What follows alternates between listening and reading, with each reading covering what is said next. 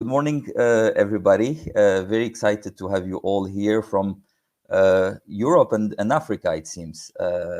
Really excited to present the results of the report. And as Christian was mentioning, Climate-KIC has been part of the ecosystem in Africa for a couple of years with programs such as the Climate Launchpad and the ClimAccelerator across the continent. And we felt that it was time to share some of our insights from our experience, from the experience of our partners.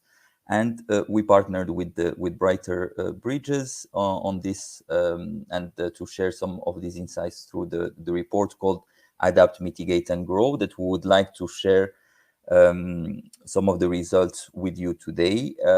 You're of course welcome to read the report for all the details, but I would like to introduce with a couple of slides and then have an open discussion with Dario here today. So first of all, the context of this report comes in at the end of the project called Accelerating Climate Tech Solutions for a Net Zero Africa, which was a project funded by the GIZ on behalf of the BMZ, the German Ministry of Cooperation, where we were focusing on supporting some of the best climate solutions that we've seen across the continent, first at a local level and early stage with the Climate Launchpad launched in 6 countries in Africa, and followed by a support to more mature businesses through the Africa ClimAccelerator, which was the first Pan-African program supporting climate entrepreneurs. And by the end of the project, we worked with Brighter Bridges to get some of these insights and to see what are the main trends around climate tech on the continent. So first of all, just a big thank you to everybody that participated to the insights in this report. Some of our partners, obviously, that worked on the project, such as Impact Hub Kigali, that was running the Climate Launchpad in Rwanda, Youth in Green, that was running the Climate Launchpad in Egypt, and our partners that were running the Africa ClimAccelerator, Growth Africa, and the Carbon Trust. And a big thanks to everybody else that participated in the report. So I would like to introduce first with what is the main climate risks that the continent is facing. And just to remind everybody that even though the continent is the one that is emitting the least carbon, it's the continent that is suffering the most from the climate change, with a lot of climate risks that the continent is facing.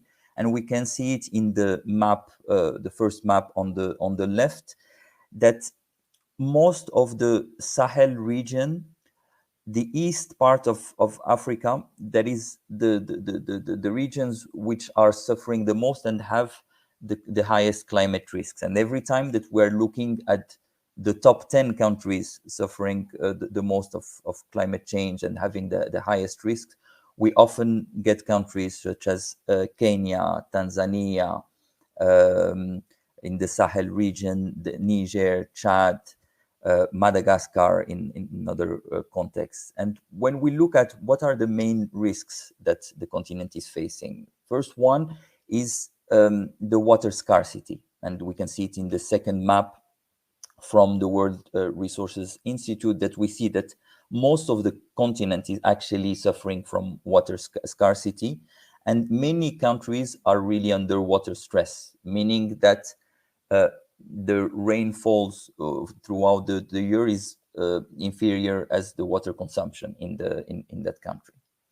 And the direct consequences of water scarcity in the continent is lower and lower agricultural yield in the continent, soil deterioration, and some consequences of that are huge natural disasters that we can see across the continent, with droughts, and more recently the floods that we have seen, especially in West Africa, touching close to 17 countries, with a direct impact into migration and displacement.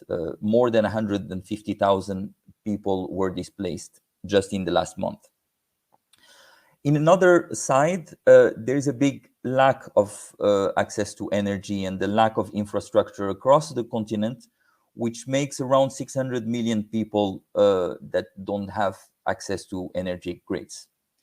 So all this is showing that there is a growing need for climate solutions in the continent. Now, when we look at Africa, for a long time, unfortunately, the continent have been perceived as a main source of raw materials, especially minerals and fossil fuels.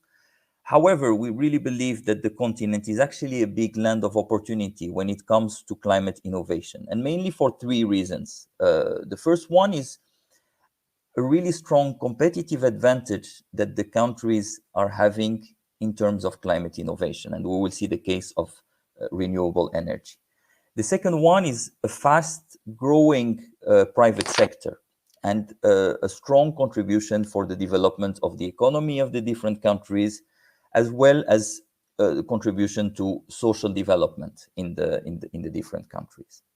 And the third one, mainly around that there's a large addressable market that currently is not tapped enough. And by supporting the growth of climate innovation, climate solutions, the potential markets could be quite big. And here, just a small focus on the renewable energies, just as an example. The potential of the continent is huge. And when we see the potential in terms of solar, the continent could have a capacity of 10 terawatts of solar energy. Big potential as well in hydro energy, and mainly in East Africa, actually, with 350 gigawatts potential. Wind energy as well, and here mainly in northern and southern parts of Africa, with a potential of 110 gigawatts. And finally, a little bit lower, but still a geothermal energy potential with 15 gigawatts. Now, the current forecast that the IRENA, the International Renewable Energy Agency, is forecasting an installed capacity of 310 gigawatts by 2030 across the continent. So we are seeing currently a big trend in terms of investment in renewable energy across the continent. However, we really believe that not only the continent can supply its own energy and fulfill its needs in terms of energy from renewable energy, but could be also one of the largest exporter of clean energy in the continent. So, of course, when we compare the map of fossil fuels across the continent, a couple of countries such as Nigeria, Northern Africa with Algeria and Egypt. Other parts are big producers of fossil fuel today, but when we look at the potential of renewable energy, the potential is really big. And currently, as I said, the trend is quite strong in renewable energy, but we believe it's just the tip of the iceberg in terms of climate innovation potential and technologies across the continent. Now, what is happening in Africa? And we've seen in the last years that the growth in terms of investment in startups in Africa is getting exponential. And especially in 2021, there was really a big boost in terms of investment in the continent across all sectors. In 2020, the total investment in startups across the continent was $1.7 billion. And in 2021, depending on the sources, it got multiplied by 3.7 times in 2021. And the trend is following in 2022, which even a faster growth compared to 2021. And here we can see just a comparison on how long it took to raise $4 billion in the continent. It took 46 weeks in 2021, and it took just 39 weeks in 2022. So really a booming investment market in the continent, and it's really a great momentum for investment and an exciting time, I believe, in the innovation ecosystem in across the continent. However, when we look at climate tech specifically, and maybe we can talk a little bit about the spread of the investments across the sectors. Fintech comes first by far in terms of interest from investors, with 62% of the total investments, and that's what has been really was the main driver of the growth of the investments. However, when we look at clean tech and the climate tech in general, which is not only clean tech, we have around 8% of the total investment that we're targeting climate technologies. And from the data, and we will talk later with Dario about this, in 2021, the investments specifically on climate tech were $440 million. And across the period from 2015 to 2022, we had around $2.1 billion raised in the climate tech. So a sector that is growing as well, a little bit less than other sectors that are driving the growth today, and specifically the fintech. But still, there is a growing interest in the climate technologies in the continent. So a couple of insights from the report that we wanted to raise here. The first one is the necessity of really developing locally grown technologies and solutions to solve local problems. When we look at the total investment in the climate tech across the continent, the large majority of it is going to renewable energies, 75%, and solar comes first in the renewable energy. And I think the main reason there is, as I mentioned before, there is a big lack of infrastructure across the continent. And with the development of technologies around renewable, it fills a big gap in terms of electrification of the continent. And we see a lot of off-grid solutions being deployed across the continent. However, we really believe that by developing locally grown solutions, we can solve some of the major problems in the continent. And I would like to talk just about a few. When we look at the agriculture sector, for example, one of the biggest problems in Africa is the spoilage of the production. And when we look, for example, in the production of fruits and vegetables, sometimes the spoilage rate is around 50% or even more. And that's because of the lack of cold chains in the continent. So by developing technologies that are mixing renewable energies, solar mainly, and cooling technology, we can see the growth of a couple of high potential startups across the continent, solving a really big issue in the continent. Another problem that also is faced is how to produce protein, and not only from animal or importing mainly soy, and I'm talking here mainly on how to feed animals. We are seeing a lot of different startups raising that are developing technologies to produce alternative protein across the continent that might be solving a big problem. Another big source of startups and the big need is actually producing data and analyzing data across the continent that can help solve the climate issues, on how to map the different regions in terms of water necessity, in terms of soil, the nature of the soils, etc. We are seeing a lot of startups emerging in this field that are bringing great innovations in the continent.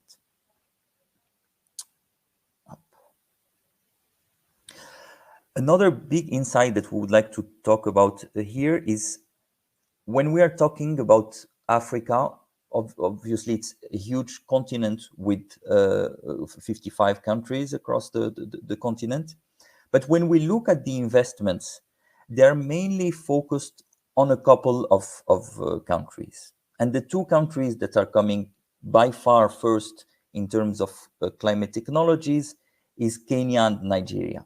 Kenya, that is attracting around 56% of the investments, and Nigeria 23% of the investments. And usually those countries are followed by Egypt and South Africa as the four, I would say, more mature ecosystems that are attracting a lot of fundings and where the startups are more mature, especially in the climate space.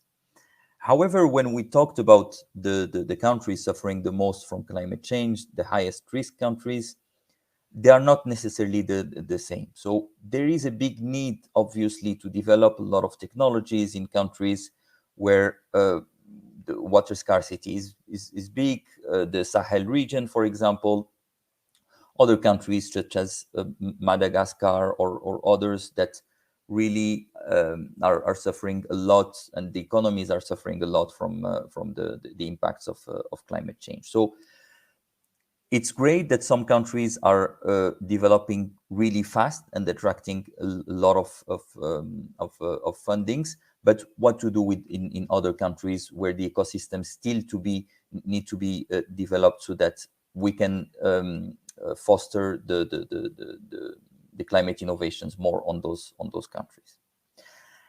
And the second disparity related to geographies is when we look at these investments, and actually most of them are made outside of the continent. The companies incorporated outside of Africa actually raised 69% of the fundings, over 48% of the deals. So when we look at the sources of fundings in Kenya and Nigeria, in Kenya, most of the fundings are coming actually from the US. So it's favoring the African entrepreneurs that are capable of creating a company and fundraising outside of the country, and mainly in the US, which is bringing most of the capital.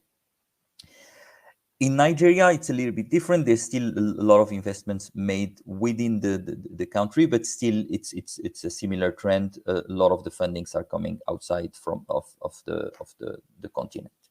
So where we need the need to really try to target a little bit more the African investments within the space of climate change, and developing more and more investment tools within the continent.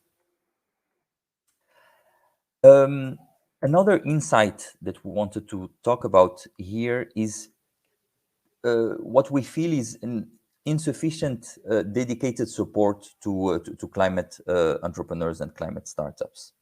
Across the continent, there's around 650 hubs covering co-working spaces, incubators, accelerators, etc.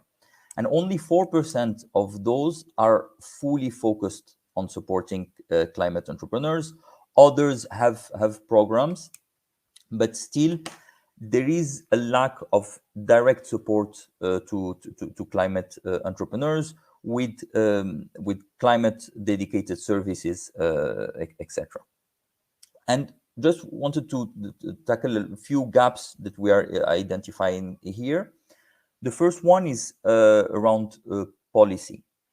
So a lot of the countries in the continent are really aware of the issue of climate change, is suffering a lot from it, and there are a number of positive initiatives from the different governments. For example, more than 30 countries have banned the use of single-use plastic, for example, and a couple of policies like that.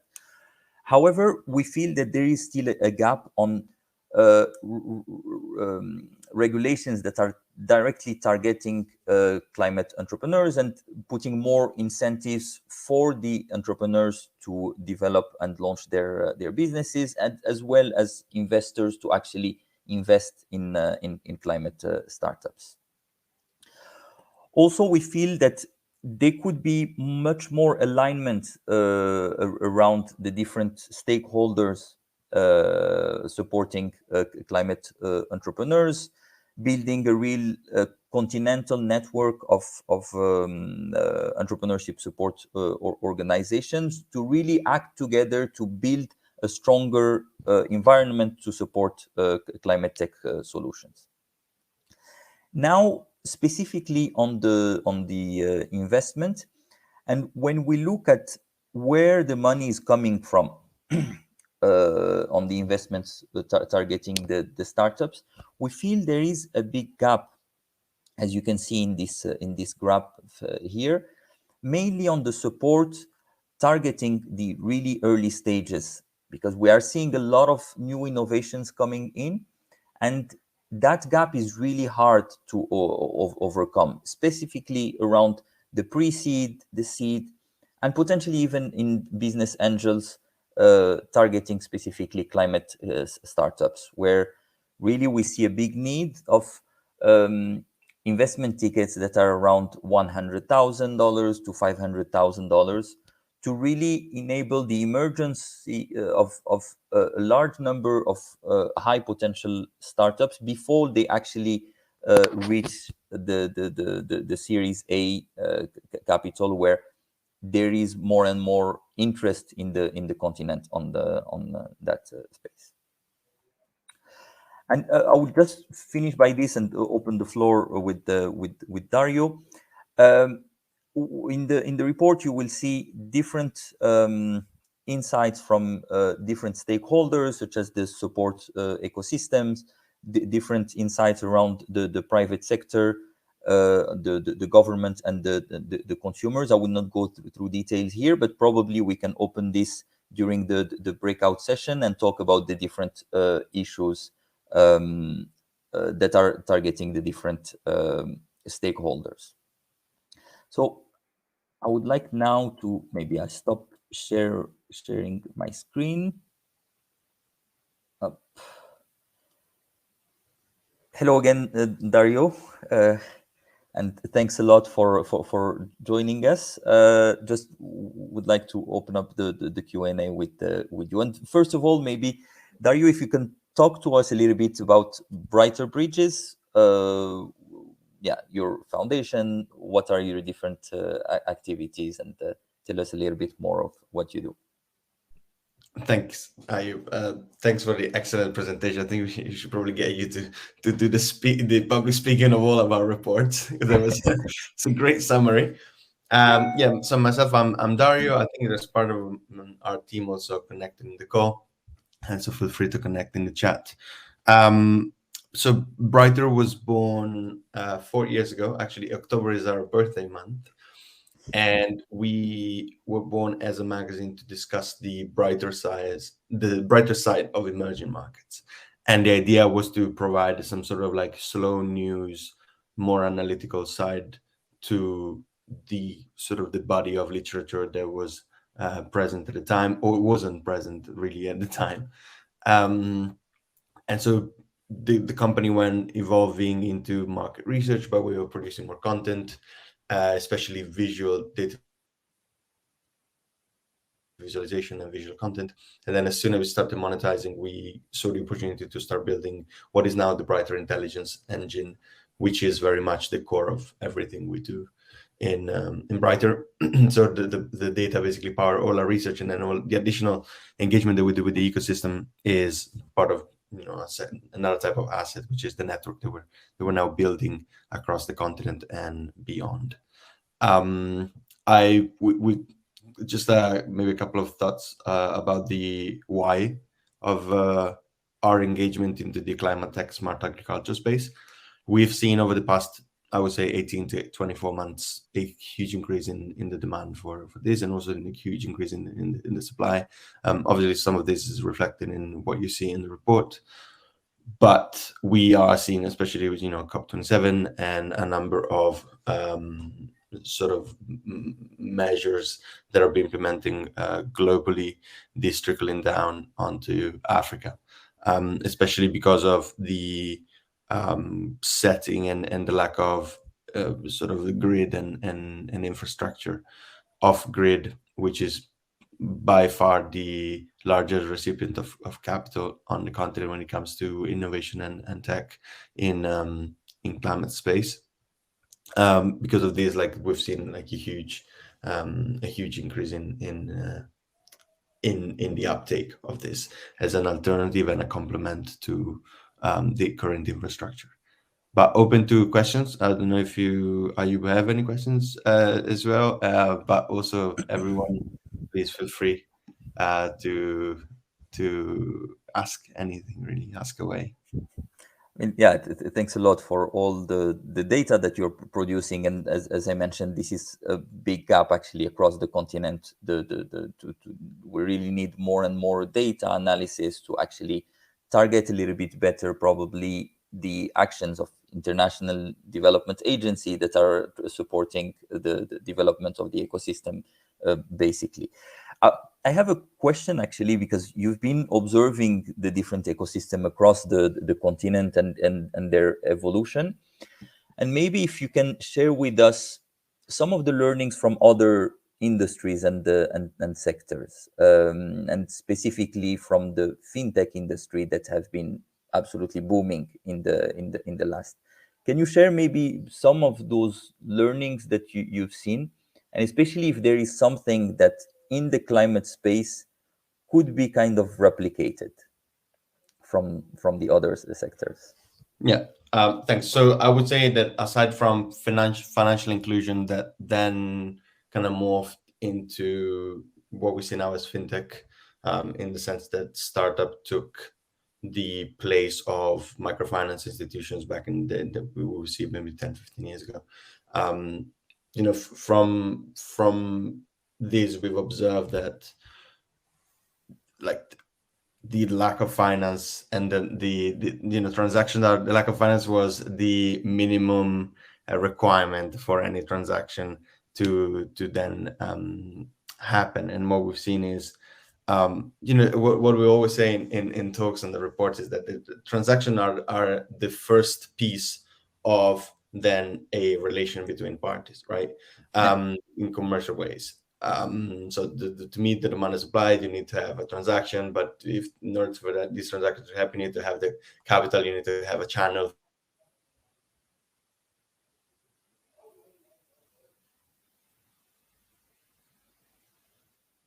to then technology across the continent. Something that I would say is interesting about the climate space is a brighter way by that. I mean, the brighter, I think everyone has identified specific critical sectors that need to be developed in a complementary way to infrastructure, which are, agriculture, healthcare, access to energy, critical infrastructure and logistics. And something that we've seen as being aside or beyond the uptake on fintech, climate technology, especially solar, has been the largest recipient and the fastest recipient of capital. I always kind of play bad cop when I enter these conversations, because I think there's some good degree of demystification that need to happen, and also sort of reality check.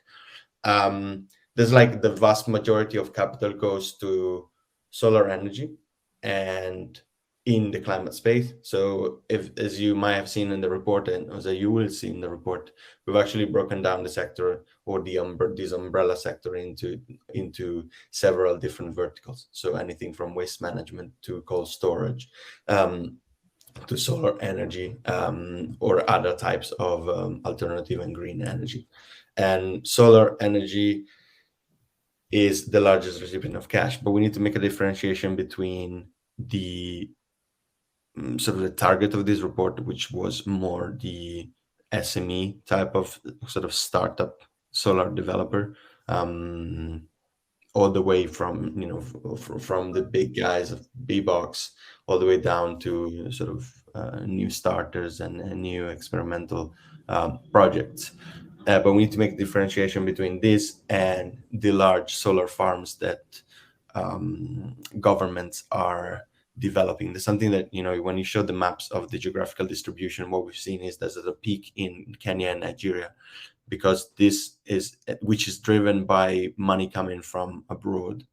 But as you can see, actually, Francophone Africa and the Sahel belt had quite a good amount, sort of following the trend. And there's been a lot of investment going into solar energy from governments who've been and large private equity and DFI, which haven't necessarily been the sort of the target and the sort of point of focus of this report.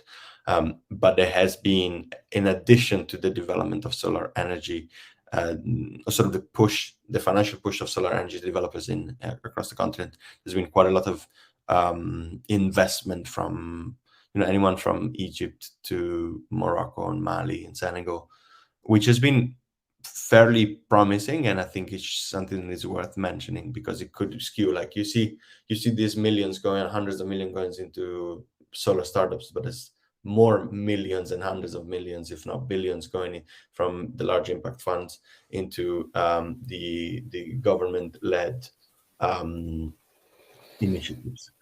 So as I was saying before, I think the most promising aspect of solar is that it's been the driving force of investment into climate tech, and climate tech being one of the critical sort of developmental sectors. And there's a vast gap between climate tech and any other of these critical sectors. So healthcare, agriculture, which is now starting to see sort of investment in the millions of dollars.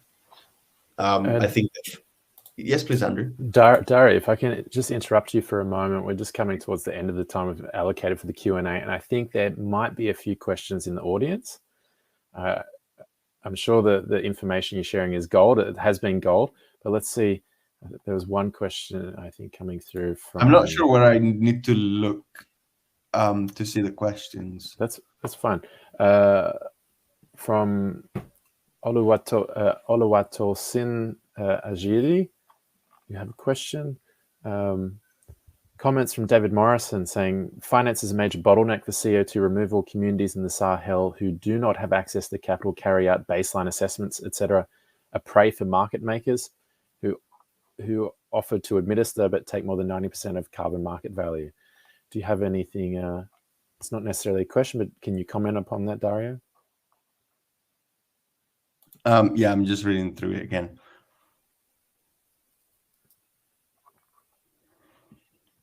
I think, brother, we don't necessarily look at sort of the power relations that happen, especially in the region that lacks data, which I think, David, is something that you mentioned right before this comment. There is a vast lack of information about who runs the show. And obviously, one of the critical points that Ayub touched upon earlier is the fact that most of this capital actually comes from DFIs and abroad. So it's very hard for local players, especially in communities, especially Sahel, where GDP, the average GDP is low compared to sort of the West, or even Kenya, Nigeria, South Africa, Egypt. So what we see is a sort of path dependency to the outside capital, and this creates a lot of imbalances on there. Especially, there's a lot of hasn't been the focus of the report, but it's not just solar energy or green energy that is subject to problems when it comes to power relations across country. There's a huge issue with smuggling oil in Nigeria. There's a huge issue on pipelines and terrorism across gas across countries that have gas sources. So that's very complicated. And obviously, the fact that there is so much money being parachuted into the continent right now as a result of the bubble that has been creating over the past few decades, especially in solar energy and the chase for alternative types of solutions, especially due to kind of the geopolitical situation of today, or enhanced or aggravated by the geopolitical situation of today. We see these countries really struggling to keep the reins of what is happening. This hasn't necessarily been the subject of the report, but it does span the entire industry and infrastructure. Thank